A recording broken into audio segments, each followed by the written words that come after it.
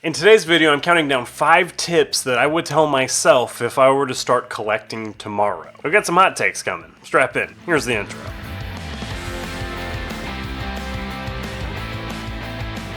So last week I published a video that was part 1 of a series talking about, is the sports card industry dying? It's like my State of the Union address for sports cards. Today's the follow-up for that, and just fair warning, there's going to be some hot takes coming in. If you don't agree, let me know in the comments. Seriously, even the negative comments give me visibility, so keep it up. 5 total tips, no particular order. Here's the first thing I would tell myself of the 5 if I were to start investing tomorrow.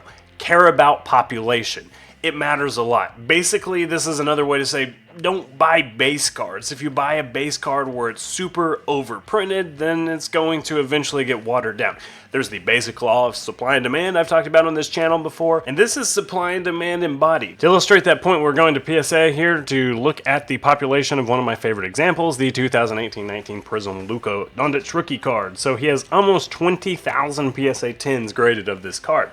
About half of them have graded a PSA 10, a little bit over half of them, 53% have graded a PSA 10. There are so many of them out here, so you're like, what is the effect on price? Well, looking at our friends at Card Ladder, these cards during the sports card bubble into the 2022-ish hit up, one sold for $2,000. They were selling for $1,500. Now they're selling for $250-ish. So that's a huge drop. They're selling for 15 to 20% what they once were.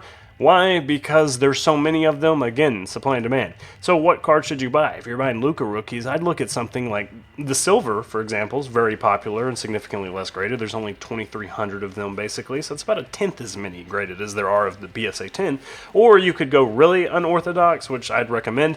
Buy something like the Ruby Wave. This is not a super hard chase card. This was a retail card. I think it came out of Walmart boxes, the Ruby Wave. There's only 328 of them in a PSA 10, so I'd buy that. This number is a lot smaller than this number, and in the long run, that 338 is going to be a lot more attractive than 20,000 PSA 10s. You're going to pay a premium, but not that big of a premium. Next, only buy top players, and by that I mean buy players that people are going to talk about in 20 years. I know that sounds like a very select list, but let's just face it, right now cards are pretty low, and there was a while where you could buy, I don't know, a Jaren Jackson Jr. card before the season started. The season started, he played well, you flipped it, you sold 2-3x times what you had in the card, and everybody made a lot of money, and we're all really happy. That's not happening anymore. Only the elite are going to be the people that are going to not only maintain value, but gain value over time. They're like blue chip investments. It's buying penny stocks versus buying shares of Amazon. In the NFL, I'm trying to think, who were people going to be talking about 20 years from now? And right now, there's only one name that comes to mind, and I know that's harsh, but Patrick Mahomes is the only person right now that I can watch and be like, oh man, he's going to be 20 years from now, he's going to be the guy that people talk about, like Tom Brady and like Peyton Manning. Of course, there's a lot of other talented quarterbacks, but they all have a lot to prove. Even Josh Allen, I don't know that I love the idea of buying Josh Allen cards to hold. He might just be the guy who put up a lot of great stats and never got it done. We don't know that, but if that's how his career pans out, we're not going to make any money off investing on his cards, which are already priced at a pretty good premium. There's a lot of P sounds. One that's on the fringe, but like too early to tell, CJ Stroud. He looked amazing during his rookie year, and I've made investment videos about top CJ Stroud cards before, so give those a watch. And another one that could make an interesting case is actually Justin Jefferson, who's not a quarterback at all, and therefore his cards are a lot more affordable. His is probably the best start to any career that a wide receiver's ever had, and he's going to be around for a long time, could set some records. His cards are down 38% right now from what they were in season, so check those out. Maybe go scoop some Justin Jefferson cards. I'm personally doing that. Number 3, only buy top brands. There are so many brands, and right now Panini's flooding the market because, let's face it, they don't really have a horse in the race anymore. Their time is limited, and they're going to be out on the street with no more NFL license. So they are just pumping as many card brands into the game as possible. Only buy the good ones. But how do you know? Thanks for asking. If I go to cardlines.com, we recently published an article about the top reliable sports brands to invest in, and we counted down 10 brands that I would personally recommend, and I ranked them on legacy, entry, appeal, and then averaged those out to come up with a list of 10 that should age pretty well. And stay away from draft picks, and stay away from those like mid-tier brands that just keep getting pushed out. Illusions, that's a good example of one. and I just focus on the ones here. There's some different options. Clearly, Donruss is on this list, I think, right here, as number 6. It's a pretty affordable entry price, and then there's Flawless that's like $10,000.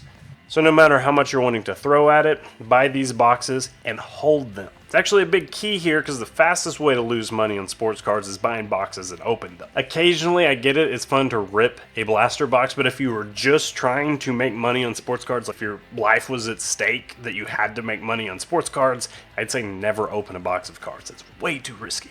And then finally, I want to talk about modern and vintage cards. Tip 4 is when you're buying modern cards, buy raw cards and grade them. Realistically, modern cards, especially cards that were created in the last 5 to 10 years, they should be in pretty good condition. So do your due diligence and message the seller and say, hey, tell me about the condition of this card. Are there any scratches? Ask them and take it with a grain of salt because obviously they're trying to sell their card. So you got to kind of cook in a margin of error there. But oftentimes, especially if you have a PSA grading membership, it's so much more lucrative to buy 10 cards and then get those cards graded than buy them as PSA 10s. I'd much rather roll the dice, and if I was buying, say, 5 Lucas Silver Prism cards as a PSA 10, I think it would be a lot better deal to buy 10 of them raw, submit them to PSA, and odds are 5 of them will probably gem out. You saw the populations, over half those cards graded 10. The final thing I want to talk about, the safest thing you can do is when you're buying cards, buy vintage and buy graded. This is completely opposite what I said about modern cards, but when you're buying vintage cards, you want to, 1, know that they're real, and 2, have a grade on them because that stuff can really vary. Sometimes PSA 1s are worth a lot depending on the card of the year. Let's look at this. Here's an index of football cards. This index is a compilation of top cards, vintage and old, and how they have sold over time. And if you can just see here, it took off, gained a ton of value, and then came crashing back down. But let's look at vintage. It gains a lot of value and then it falls, but it doesn't fall nearly as far. Again, let's compare this chart to the football chart.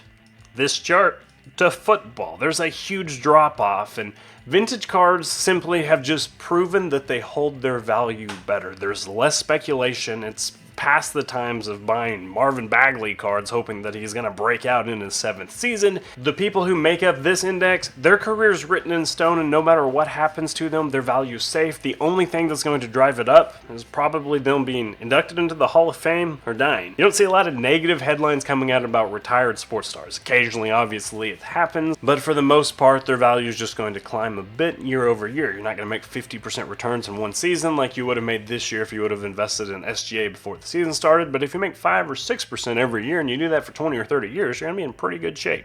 So thank you for watching this video. I hope this helped as you continue to make some smart investments in 2024. Let me know your thoughts below and be sure to watch another video.